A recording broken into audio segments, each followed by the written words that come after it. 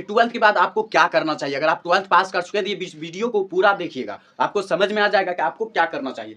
तो देखिए कोई भी चीज़ चूज करने से पहले अपने इंटरेस्ट को देखना चाहिए कि आप क्या करना चाहते हैं, आपको किस चीज़ में रुचि है और आप किस चीज़ में अगर काम करने बैठ जाते हैं, कोई काम करने बैठ जाते हैं, उसमें आपका पूरा मन लग जाता है और आप बेहतर तरीके से काम को कर लेते हैं। तो ऐसी रुचि ढूंढिए जो कि आपके काम को बेहतर बना देती है। रुचि तो बहुत सारी है जिंदगी में, लेकिन आपको रुचि वैसी ढूंढनी है जो रुचि आपके काम को बेहतर बनाती है, आपके सीख को बेहतर बनाती है, वैसी रुचि ढूंढिए और उस रुचि के अनुसार सब्जेक्ट लीजिए। तो आपकी जो लाइफ में जो कोई प्रॉब्लम नहीं आएगी सीखने में, क्योंकि आपकी जिस चीज़ में रुचि होती है और जो काम आपको बेहतर कर देता है उस चीज़ को सीखने में भी आपको मजा आता है।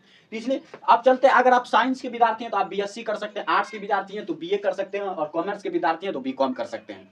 ये हो गया अगर आप करना चाहते हैं तो। उसके बाद होता है कि अब रोजगार, नौकरी। तो अगर आप यूपीएससी की तैयारी करना चाहते हैं तो आप देखिए जो आर्ट्स वाले हैं उसके लिए बहुत ही आसान हो जाता है इन सबों की तुलना में जो है आईएएस की तैयारी करना, यूपीएससी की तैयारी करना। लेकिन जो साइंस वाला भी आईएएस की तैयारी कर सकता है और बेहतर ढंग से कर सकता है, कॉमर्स वाला भी कर सकता है।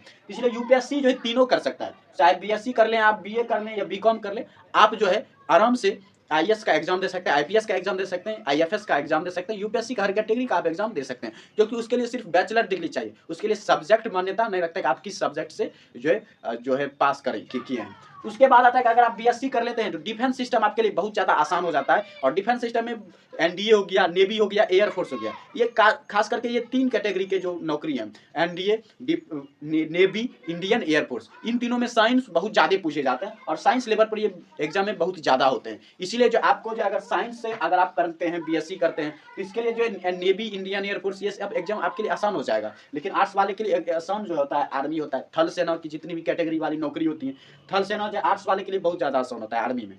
उसके बाद आता है कि कॉमर्स। कॉमर्स में जो आप इंश्योरेंस कंपनी हो गया या बैंकिंग क्षेत्र हो गया, इस समय जो आपके लिए बहुत ही ज़्यादा आसान जो है रास्ते हो जाते हैं अगर आप कॉमर्स कर लेते हैं। सीए की नौकरी आपके लिए बहुत बेस्ट हो जाएगी अगर आप बीकॉम करते हैं तो इस तरह से आप कर सकते हैं। लेकिन मेरा एक सजेशन यही है कि आप स्किल पर ध्यान दीजिएगा, ना कि कोर्स पर, क्योंकि कोर्स आपको बेरोजगार भी कर सकती है लेकिन स्किल्स आपको कभी बेरोजगार नहीं करेगी।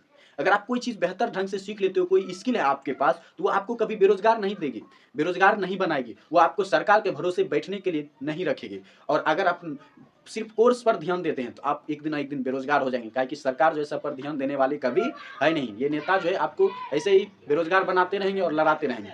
इसलिए जो जरूरी है कि आपका स्किल सीखना, और जिस दिन आप स्किल सके किसी चीज़ में, आप उस दिन जो है आप खुद ब खुद जो है आप एक रोजगार वाले इंसान बन जाएंगे, क्योंकि स्किल बहुत ज़्यादा मायने रखते हैं लाइफ में। क्योंकि अगर आप कुछ सीखे रहते हैं तो कई सारी ऐसी कंपनियां हैं कि जो स्किल महत्व देती हैं। जैसे आप टेस्ला को ले लीजिए, टेस्ला जो है आज तक डिग्री किसी एम्प्लॉय की नहीं मांगे आज तक, वो सिर्फ स्किल देखती हैं। और स्किल आपके पास रहेगा तो आप खुद का बिजनेस खड़ा कर सकते हैं। अगर आपके पास स्किल है तो आप खुद का एम्पायर खड़ा कर सकते हैं। लेकिन अगर आप कोर्स पर सिर्फ ध्यान देंगे तो आप एक दिन बेरोजगार हो जाएंगे। इसलिए जो आप अपने अपने अपने आत्मबल के अनुसार डिसीजन लें, क्योंकि अगर आप कोई नौकरी ले सकते हैं और पूरी मेहनत के बल पर तो कीजिए, इसमें कोई मनाही नहीं है। लेकिन देखिए प्रॉब्लम ये हो जाता है कि आप कोई भी कोर्स करते हैं, उसके बाद आपकी अगर नौकरी नहीं लगता, आप किस्मत को दोष देते हैं। लेकिन सच ये नहीं है कि आप अगर एग्जाम में फेल हो गए, किसी गवर्नमेंट एग्जाम में, सरकारी नौकरी में आप फेल हो गए, तो इसका मतलब ये नहीं कि आप उस नौकरी के लायक नहीं है। क्योंकि सीट 1000-2000 ही निकलते हैं, बैठने वाले, एग्जाम देने वाले लाखों हो जाते हैं और सरकार को किसी न किसी बहाने के वजह से उसे हटाना ही है, क्योंकि उसे लेना है सिर्फ 1000।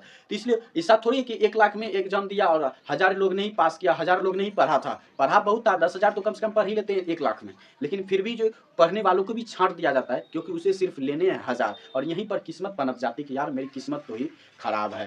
तो ये चीज़ आपको नहीं करना है। तो आप क्या करना चाहती है वो आपका अपना डिसीजन। तो अपनी रुचि देखिए और कौन सी रुचि आपके काम को ज़्यादा बेहतर बनाती है, उसके अनुसार आगे बढ़िए लाइफ में, तो कोई परेशानी नहीं आएगी।